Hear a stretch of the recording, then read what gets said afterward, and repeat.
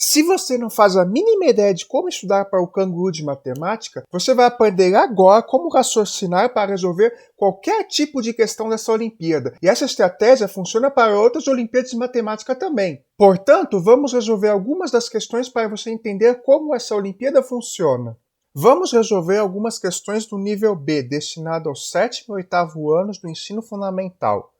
Luana quer que a soma dos números nas casas brancas do quadriculado seja igual à soma dos números nas casas cinza. Quais são os dois números que ela deve trocar de posição? Vamos primeiramente entender esse tabuleiro aqui e ver quais números estão de cinza e quais estão de branco. De cinza aqui eu tenho, olha, o 1, aqui o 7, o 4, o 6 e o 2. A soma de todos esses números aqui corresponde a 1 mais 7, 8, 8 mais 4, 12, 12 mais 6, 18 e 18 mais 2, 20. Agora, nos quadrados brancos, a soma vai ser qual? Temos os números 3, o número 5, o 8, o 11 e, finalmente, o 13. A soma de todos eles corresponde a 3 mais 5, 8, 8 mais 8, 16, 16 mais 11, 27, 27 mais 13, 40. Nós precisamos trocar de posição dois números aqui, de modo que as somas sejam iguais. Agora observe o seguinte, vamos supor que eu vou tirar um número aqui e vou adicionar e trocar de posição com o outro.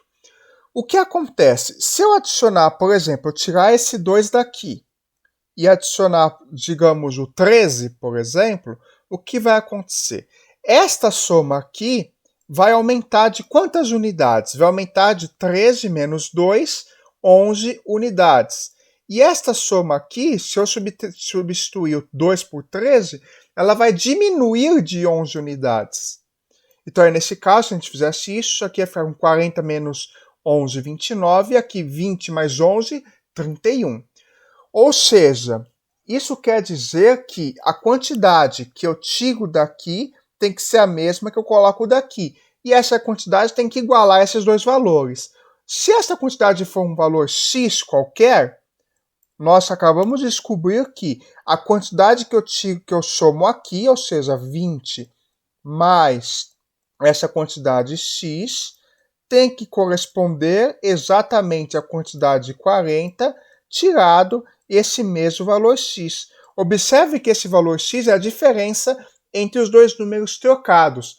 Portanto, resolvendo esta equaçãozinha aqui, a gente vai ter o seguinte, passa esse x somando, x mais x, 2x, passa esse 20 subtraindo, 40 menos 20 é 20, 2x é igual a 20, portanto, isso significa que o x é igual a 10. Porém, o 10 corresponde à diferença entre os dois valores. Das alternativas, a única que indica dois números cuja diferença é 10 é a alternativa A, tá vendo? Aqui, ó, 1 e 11, a diferença entre os dois é 10. E, de fato, se eu pegar o 1 e substituir por 11, esta soma aqui vai aumentar em 10 unidades. E aí vai ser 20 mais 10, que vai ser 30.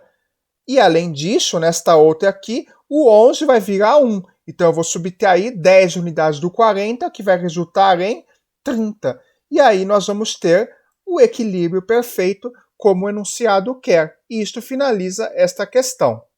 Elsa tem duas máquinas R e S mostradas a seguir. A máquina R gira a folha de papel de 90 graus no sentido horário. A máquina S carimba em papel com esse símbolo aqui. Em que ordem Elsa deve usar as máquinas para obter a folha indicada na figura abaixo? Vejamos aqui. Esta máquina S, ela faz o seguinte serviço. Ela faz esse carimbo desse símbolo, só que ela não gira o papel. A única máquina que gira o papel é a máquina R. Agora veja o seguinte. Esta figura aqui no final, ela está com esse símbolo aqui de ponta cabeça.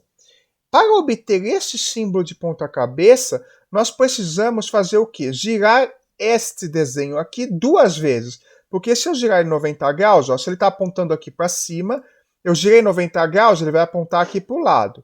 E aí, se eu girar de novo 90 graus, ele vai apontar para baixo. Portanto, após fazer essa estampa aqui, após esse carimbo, eu tenho que girar ele 2 vezes. Portanto, a gente conclui que esta máquina aqui é rotação e essa também tem que ser rotação para gerar esta rotação de 180 graus.